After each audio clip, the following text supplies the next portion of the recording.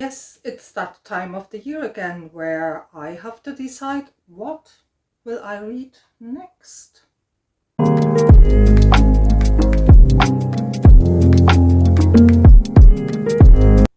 Hello everybody and welcome back to the channel. My name is Angela and yes, it's my quarterly TBR video. And yeah, my very first TBR video actually also was almost a quarter. It's a bit longer than a quarter because this little unicorn is running around BookTube now for a bit over 3 months. So yeah, let's start with, did I actually read what I had on my last TBR video? And yeah, I wasn't doing too shabby, I have to say, even so it was a big pile, not quite as big as this one here, but then I think this is more a pile of potential than what might really happen. But I think it gives a good idea of what I'm interested in and what I would like to pick up over the next 3 months. So there are only 2 books from my last TBR that I did not read. And this is this one, D by Michelle Faber, a middle grade book that features a sentient house in some parts.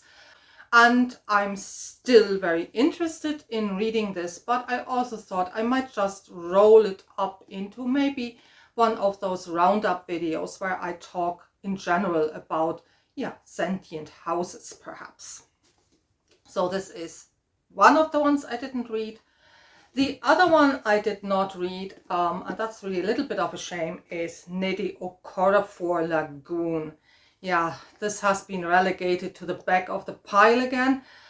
I don't know, but maybe you can tell me in the comments. Are you even interested in me reading and reviewing this for you, or are you saying, Anna, we're not that interested, because then it might go back on the shelf. But this is the second one I did not read. Now I did complete other books that I didn't have on my TBR, and this is in particular the book of the Ancestor trilogy. 2 of the reviews are already up on my channel, the one for Red Sister and the one for Grey Sister. So I did finish Holy Sister. I haven't reviewed it yet for the channel, but this one will definitely be going up on the channel soon as well. So I did complete the book of the Ancestor, even though it wasn't on my TBR. What I also completed was Ursula Le Guin, my Ursula Le Guin reread, The Dispossessed. And again, the video for this is still pending, but will be up soon as well.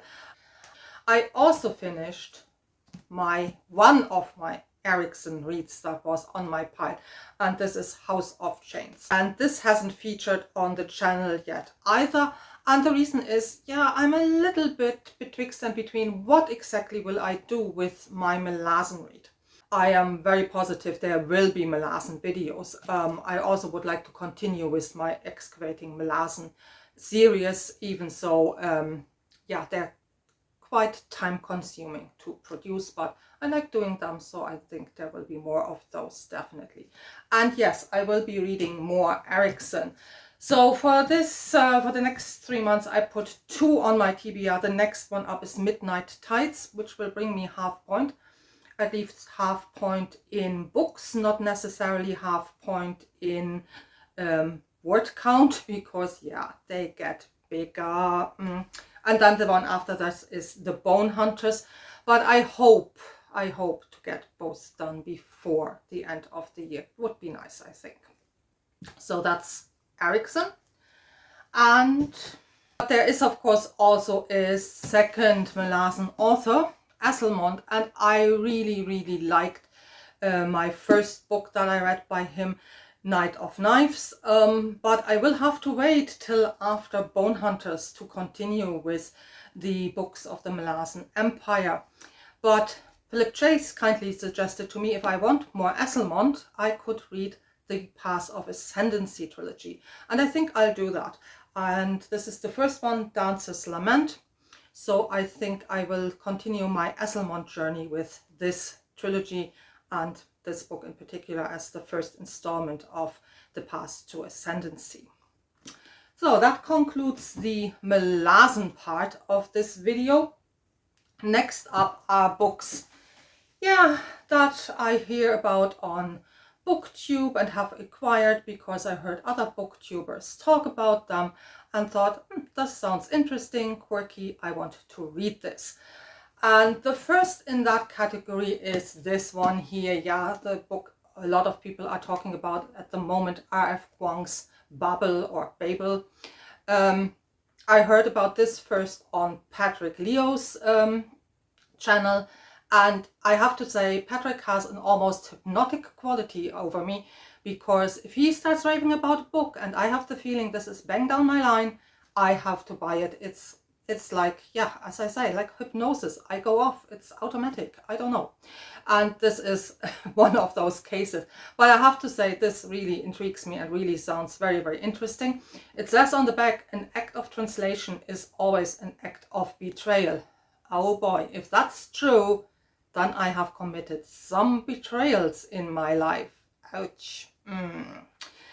So this seems to be centered very much on language, which I have a big interest in. I've even done a whole video on sci-fi and fantasy that deals with language as a theme. This definitely interests me. It also seems to deal with colonialism and identity. So let's say, typical R.F. Kuang topics and themes. So I have really high hopes for this, and this will probably be the next review that you will see on the channel, because I couldn't wait. I've started already. I know. So this is one of the ones that I pick up because other booktubers are interested. And though is the next one. The next one is The Counselor by E.J. Beaton. Now, I heard about this book on the Brothers Gwyn channel, and I found it really intriguing because it seems to have a really interesting, strong female main character. And the next one on the pile is Daniel Abraham, because ever since I've read the Long Price Quartet, I really want more Daniel Abraham in my life. I really, really love those 4 books. So I picked up his newest, Age of Ash. This is part of a trilogy. The Kittamar trilogy. So this is the first one, and yes, I hope to really get to this as well. As I say, I find Daniel Abraham a really intriguing author. One of the big finds for me from more last year than this year. I want more Daniel Abraham, and I hope this will give this to me. The next is also a book that is highly spoken about, and the author as well is really highly spoken about on BookTube. Several booktubers and also viewers have recommended this author to me, and I have to say, I need to fill this gap. How can I be a female booktuber running a BookTube channel and haven't read Robin Hobb? So I've picked up Assassin's Apprentice, and this is the first book in the Farseer trilogy. I have the other 2 books as well, but this pile was gotten so big I thought, okay, 1 book per author, and we talk about the other ones while we go along. But I think it's high time for me to crack open some Robin Hobb. And the same goes for the next. The next is again a book that has made the rounds, or better, 4 books that have made the rounds. The last one was quite controversial, and this is The Book of Babel by Josiah Bancroft, and I really would like to get around at least to the first one before the year is over, Zenlin Ascents. I know that Alan from the Library of Alexandria has raved about this, I would like to at least start the quartet before this year is over.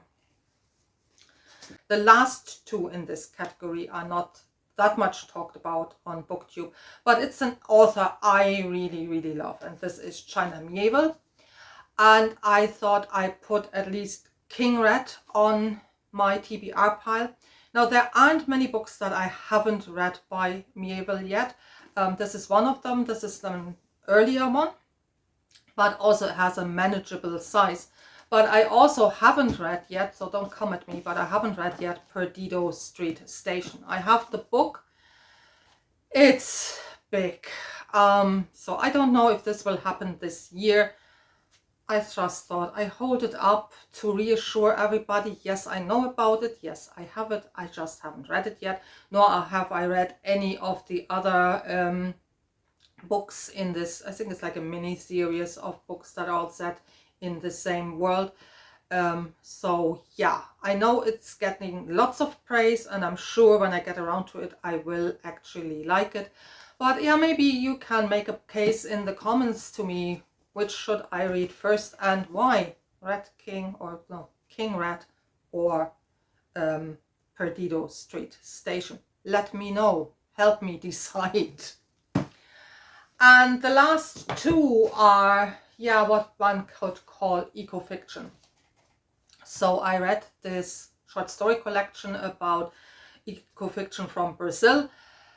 Well, let's say this went moderately well. Not necessarily the fault of the authors that are collected in that book, but it also made me realize I would like to perhaps read a little bit more climate fiction, maybe even do a little roundup about what's out there in that particular area, climate fiction, eco-fiction.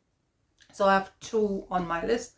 One, another author that I really value, Jeff Vandermeer. I really liked his Southern Reach trilogy, and this is, I think, his newest, Hummingbird Salamander. And again, this has like a climate eco direction to it, so I would like to pick this up. And the last one is, yeah, again, a very big fat one. This is the last by Neil Stevenson, Termination Shock, and this looks again also at global warming, and yeah, can it be reversed? And also, depending on what decisions we might make as humans about global warming, what will be the consequences, not just for the planet, but also for humans, our humanity, and our interactions with each other. And those are all topics that sound very intriguing. So I also put Termination Shock on my TBR for the next 3 months. And yes, I'm moderately confident that I actually will read this before the end of this year. One book that's not on the pile, but that I would like really to read as well, is John Gwynn's The Hunger of the Gods. I really enjoyed my time with the Bloodsworn saga so far, and I really want to continue with this as well, so I'm sure I will get around to reading The Hunger of the Gods as well.